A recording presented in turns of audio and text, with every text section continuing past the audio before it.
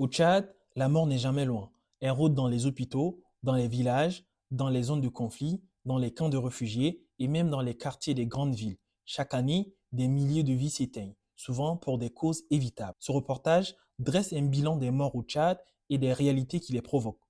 Selon les projections de l'INSEAD, le Tchad reste l'un des pays où la mortalité générale demeure parmi les plus fortes du continent. Le taux brut de mortalité, bien qu'en baisse progressive, reste marqué par des crises récurrentes et des conditions de vie difficiles. Derrière ces chiffres, il y a des visages, il y a des familles, il y a des histoires brisées. En 2024 et 2025, le pays a été frappé par plusieurs épidémies simultanées, rougeole, hépatite E, diphtérie et une menace persistante de choléra.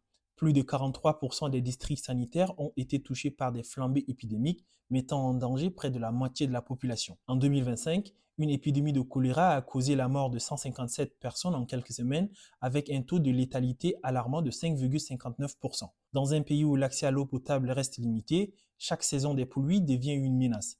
La malnutrition chronique touche 28% des enfants, soit plus d'un enfant sur quatre. Dans 6 régions, les taux dépassent même le seuil d'urgence internationale. La faim tue en silence, elle affaiblit les enfants, les rend vulnérables aux maladies et transforme la moindre infection en sentence. À l'est, au lac, au sud, les violences armées continuent d'arracher des vies. Les affrontements communautaires, les attaques de groupes armés et l'instabilité régionale, notamment la guerre au Soudan, provoquent des morts directes, mais aussi indirectes. La faim, les maladies, l'absence de soins. Les déplacements massifs de population aggravent la situation.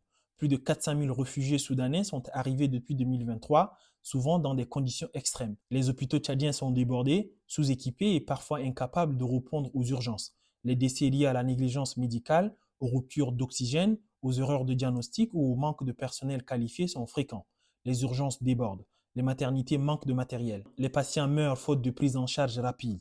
Dans un pays où l'on peut encore mourir d'une perfusion mal posée, d'une césarienne mal suivie ou d'un simple paludisme, la santé devient un pari. Les inondations détruisent les maisons, contaminent les puits, favorisent les épidémies. Les sécheresses anéantissent les récoltes, provoquent la faim et les migrations forcées. Le climat tue, directement ou indirectement.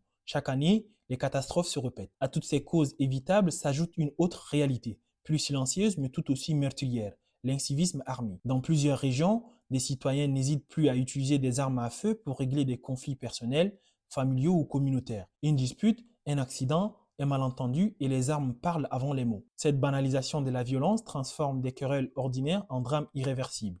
Les forces de défense et de sécurité, censées protéger la population, sont elles aussi impliquées dans de nombreux décès. Lors de manifestations, d'interpellations ou de simples contrôles, l'usage disproportionné de la force, parfois avec des balles réelles, continue de coûter des vies. Des jeunes tombent, non pas en zone de guerre, mais dans les rues de leur propre quartier. Des familles pleurent des morts qui auraient pu être évitées. Au Tchad, on meurt de la maladie, de la faim, de la négligence, de conflits, de manque d'eau, de manque de soins. On meurt parce que les structures s'effondrent. On meurt parce que les crises s'enchaînent. On meurt parce que les solutions tardent. Mais derrière chaque statistique, il y a une vie qui aurait pu être sauvée, un enfant, une mère, un vieillard, un jeune, un citoyen. Ce reportage est un appel. Un pays ne peut se construire si sa population continue de mourir pour des causes évitables. Que les autorités prennent conscience avant qu'il ne soit trop tard. Vivement pour un Tchad plus stable.